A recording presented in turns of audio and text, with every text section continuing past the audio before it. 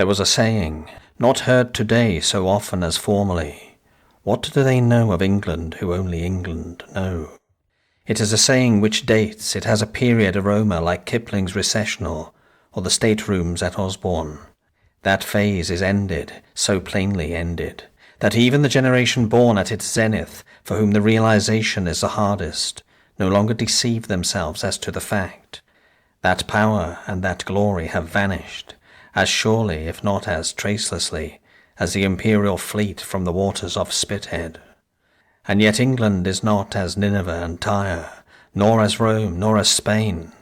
Herodotus relates how the Athenians, returning to their city after it had been sacked and burnt by Xerxes and the Persian army, were astonished to find alive and flourishing in the blackened ruins the sacred olive tree, the native symbol of their country.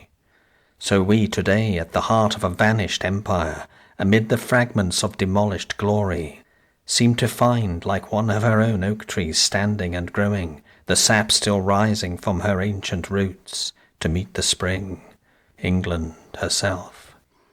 Perhaps, after all, we know most of England who only England know. So the continuity of her existence was unbroken when the looser connections which had linked her with distant continents and strange races fell away.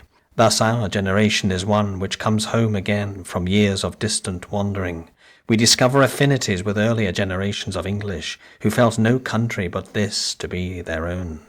We discover affinities with earlier generations of English who felt that there was this deep, this providential difference between our empire and those others, that nationhood of the mother country remained unaltered through it all, almost unconscious of the strange, fantastic structure built around her, in modern parlance, uninvolved.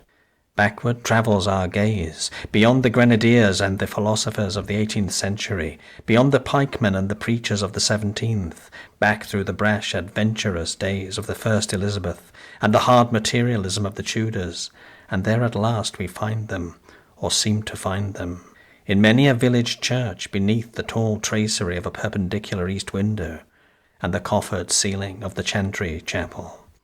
From brass and stone, from line and effigy, their eyes look out at us. We gaze into them, as if we would win some answer from their silence. Tell us what it is that binds us together.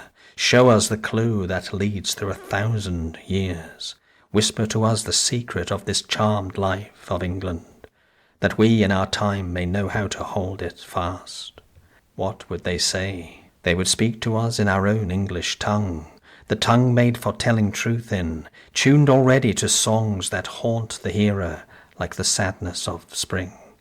They would tell us of that marvellous land so sweetly mixed of opposites in climate, that all the seasons of the year appear there in their greatest perfection, of the fields amid which they built their halls, their cottages, their churches, and where the same blackthorn showered its petals upon them as upon us. They would tell us surely of the rivers, the hills, and of the island coasts of England. One thing they would assuredly not forget, Lancastrian or Yorkist, squire or lord, priest or layman, they would point to the kingship of England, and its emblems everywhere visible. They would tell us too of a palace near the great city which the Romans built at a ford of the River Thames, to which men resorted out of all England to speak on behalf of their fellows, a thing called Parliament, and from that hall went out their fellows with fur-trimmed gowns and strange caps on their heads, to judge the same judgments and dispense the same justice to all the people of England.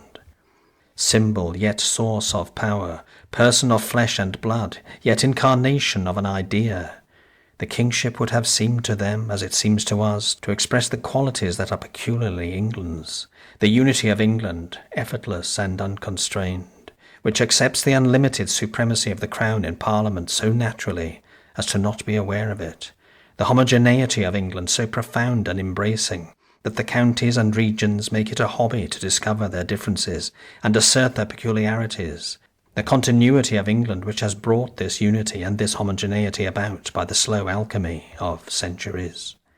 For the unbroken life of the English nation over 1,000 years and more is a phenomenon unique in history, the product of a specific set of circumstances like those which in biology are supposed to start by chance a new line of evolution.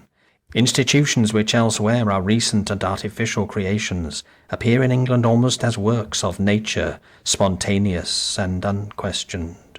From this continuity of life a united people in its island home spring, as from the soil of England. All that is peculiar in the gifts and achievements of the English nation, all its impacts in the outer world in earlier colonies, in the later Pax Britannica, in government and law-giving, in commerce and in thought, has flowed from impulses generated here. And this continuing life of England is symbolized and expressed as by nothing else by the English kingship. English it is, for all the leeks and thistles grafted upon it here and elsewhere. The stock that received all these grafts is English. The sap that rises through it to the extremities rises from roots in English earth, the earth of England's history. We in our day ought well to guard, as highly to honour the parent stem of England and its royal talisman. For we know not what branches yet that wonderful tree will have the power to put forth. The danger is not always violence and force. Them we have withstood before, and can again. The peril can also be indifference and humbug, which might squander the accumulated wealth of tradition and devalue our sacred symbolism to achieve some cheap compromise or some evanescent purpose.